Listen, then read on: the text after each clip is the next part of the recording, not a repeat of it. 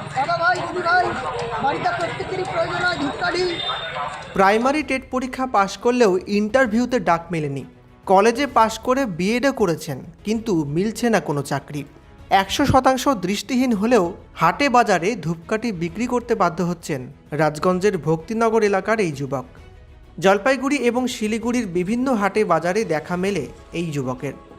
এক হাতে স্টিক এবং অন্য হাতে ধূপকাঠির প্যাকেট নিয়ে হাঁক দিচ্ছেন, দিদি ভাই ও দাদা ভাই ধূপকাঠি নেবেন? ধূপকাঠি, দাদা ভাই, দিদি ভাই, বাড়িটা প্রত্যেকেরই প্রয়োজন হয় ধূপকাঠি। এই দৃষ্টিহীন যুবকের নাম আশিস সাহা। সাংবাদিকদের সঙ্গে কথোপকথনে আশিস জানালো 2022 সালে প্রাইমারি টেট পরীক্ষায় পাশ করেছেন, তবে এখনও তাকে ইন্টারভিউতে ডাকা হয়নি। এদিকে পরিবারে তার বাবা মার পাশাপাশি আরও 2 ভাই রয়েছেন। 3 ভাইয়ের মধ্যে আশিসকে নিয়ে 2 ভাই দৃষ্টিহীন। কোনো মতে সংসার চলছে তার। একাধিক জায়গায় আবেদন করেও চাকরি হচ্ছে না, তাই বাধ্য হয়েই তাকে রাস্তায় নেমে পড়তে হয়েছে ধূপকাঠি বিক্রি করতে।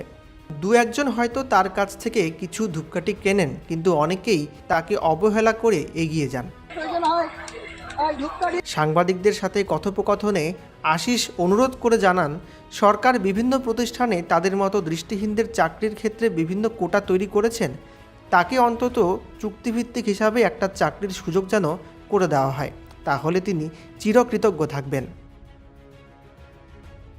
পড়াশুনো আমার MA কমপ্লিট, বিএড কমপ্লিট। চাকরির জন্য তো বিভিন্ন পরীক্ষায় আবেদন করেছি। তো এখন বর্তমানে তো SSC বন্ধ।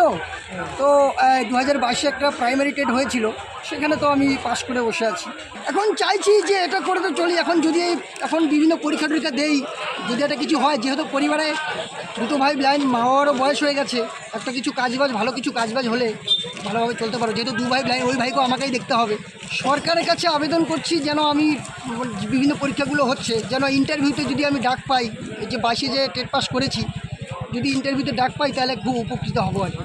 প্রায় যাওয়া আসা মোটামুটি 110-20 টাকা ভাড়াই পড়ে যায়। ছোটো গাড়িগুলো আসলে স্টেট বাসে তো ফ্রি, কিন্তু এদিকে তো স্টেট পাওয়া যায় না, তো ওই জন্য ছোটো গাড়িগুলোতেই আসতে হয়। টোটাল একদম বাড়ি এখান থেকে আসা অবধি মোটামুটি একটা 160 টাকার মতো লাগে। হাটে তো বিক্রি হয় মোটামুটি কোনো দিন তো 4 ডজন 5 ডজন হয়, তবে আজকে যে কতটা হবে সন্দেহ আছে। না চললেও, যেমন আজকে এসছি, আজকে তো তেমন বিক্রি হয়নি। এখন যে হিসাবে এসছি, আজকে ভাড়ার টাকাটা উঠবে কিনা সন্দেহ আছে।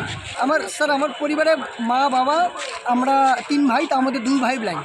হ্যাঁ, সরকারি তো 1000 টাকা পাই, কিন্তু তাও পুরো মাসে মাসে পাই না, হয়তো 2 মাস পর 3 মাস পর এরকম করে পাই।